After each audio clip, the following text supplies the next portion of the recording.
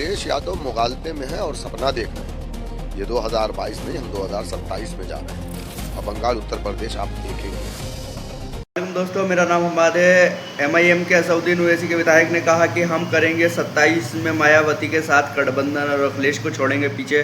Video देखते और करते हैं बात। थोड़ा सा आप डिफाइन करेंगे। आप कह रहे हैं दलित समाज से हो, दलित समाज की राजनीति बीएसपी करती है, ओबीसी की राजनीति जो है समाजवादी पार्टी करती है, तो आप क्या कह रहे हैं कि समाजवादी पार्टी बीएसपी और एमआईएम जो है वो गठबंधन करेंगे? देखिए, बीएसपी का मजबूत होना बहुत जरूरी है। बीएसपी जितना कमजोर होगी, बीजेपी उतना मजबूत होगी।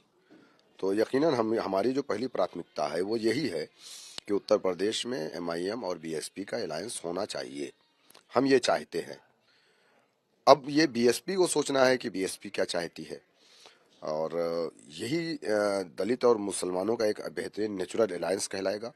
20-20 40 होते हैं और हम बीजेपी को आसानी से रोक सकते हैं। और ओबीसी का फिर क्या होगा? ओबीसी देखिए, हम बहन जी की सरकार बनी अगर, तो क्या ओबीसी को इंसाफ नहीं मिला, न्याय नहीं मिला?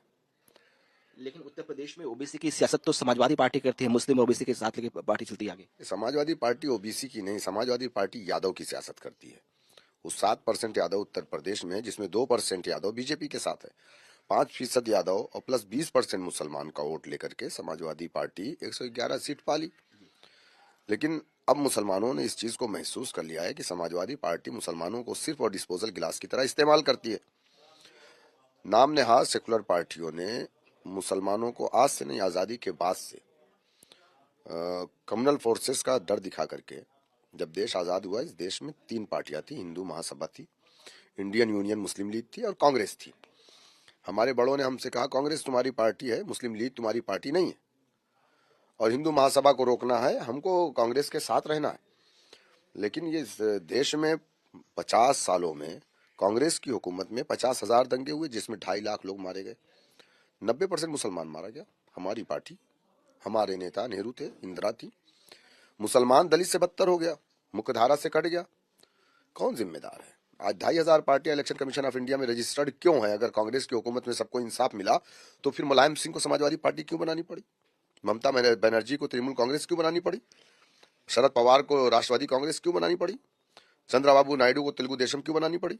तो जिस समाज ने अपना डंडा, अपना झंडा, अपना नेता बनाया, उस समाज को इंसाफ मिला।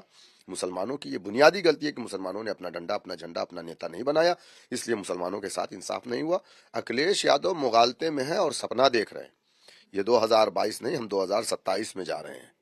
बिहार में आपने देख लिया, महाराष्ट्र में आपने देख लिया, और बंगाल उत्तर प्रदेश आप देखेंगे। अब मुसलमान इनके झांसे में नहीं आने वाला है। अब मुसलमान अपने आप को वोट डालेगा, अपने आप को मजबूत करेगा और अपनी हिस्सेदारी लेगा। तो एमआईएम जो है एक्सक्लूसिव पॉलिटिक्स करेगी मुस्लिम्स की। और दूसरा सवाल ये है कि आप ये कह रहे हैं कि उत्तर प्रदेश में आप सपा और कांग्रेस को किनारे कर बीएसपी के साथ गठबंधन कर सकते हैं। देखिए, मुसलमान मुस्लिम पॉलिटिक्स नहीं, इस देश में सबसे दबा कुचला समाज मुसलमान है। सच्चर कमेटी, रंगनाथ मिश्रा कमीशन की रिपोर्ट है, मुख्य धारा से कटा मुसलमान है, और मुसलमान की बात कोई नहीं करता। बीजेपी तो करती ही नहीं। बीजेपी तो कहती है कि मुसलमानों को तकलीफ देना हमारा काम है। ये 5 रुपया रिक्शे वाला मांगे मुसलमान तो 4 रुपया तुम दो। ये तो बीजेपी के नेताओं की, बल्कि उनका सीएम आसाम के, ये उनकी अपनी सोच है, उनकी मेंटालिटी। तो हमको बीजेपी से कल भी ना कोई उम्मीद थी ना आज है, क्योंकि हमने बीजेपी को कभी वोट नहीं डाला। लेकिन जिसे हमने वोट डाला है, इन लोगों ने हमारे साथ क्या किया? इन लोगों ने तो हमारे साथ अन्याय किया। तो हम अगर मुसलमानों की बात कर रहे हैं, लोग हमारा नाम लेने से डरते हैं, तो उसमें गलत क्या है? बहन जी अगर दलितों की बात करती है तो वो सही है, अखिलेश यादव पिछड़ों की बात करते हैं तो वो सही है, हम मुसलमानों की बात करते हैं तो लोगों को तकलीफ क्यों होती है? रही बात समाजवादी और कांग्रेस की, तो समाजवादी और कांग्रेस का गठबंधन पहले भी हुआ था, 2017 में हुआ। क्या हुआ? 2 लड़के बस के ऊपर उत्तर प्रदेश को फतेह कर रहे थे। क्या हुआ था? 300 प्लस बीजेपी जीत करके आई थी 2017 में। 2022 में भी आपने देख लिया कि समाजवादी पार्टी का क्या रोल रहा है और क्या हासिल किया समाजवादी ने। 27 में भी आप देख लीजिएगा। एक आखिरी सवाल है कि अगर आप एक फ्रंट के तौर पर आते हैं जिसकी बात आप कर रहे हैं, तो मेरा सवाल यह है कि आखिर उत्तर प्रदेश का मुसलमान समाजवादी पार्टी का जिसका वोटर रहा है उसको छोड़कर आपके पास क्यों आएगा? ऐसा कौन सा करिश्मा करेंगे आप? ऐसा कौन सी शक्ति है, ऐसा क्या पॉजिटिव है एमआईएम में जो मुस्लिम समाज एमआईएम के साथ ओवैसी साहब के साथ जुड़ेगा? देखिए, हम मेहनत कर रहे हैं और अपने समाज के लोगों के बीच में जा करके हम ये बता रहे हैं कि समाजवादी पार्टी ने तुम्हें डिस्पोजल ग्लास की तरह इस्तेमाल किया है। शिक्षा में मुसलमान सबसे पिछड़ा है, मुस्लिम बस्तियों में डेवलपमेंट का काम नहीं हुआ है। 20% हमारी आबादी उत्तर प्रदेश में है, 27% हम जेल की सलाखों में हैं।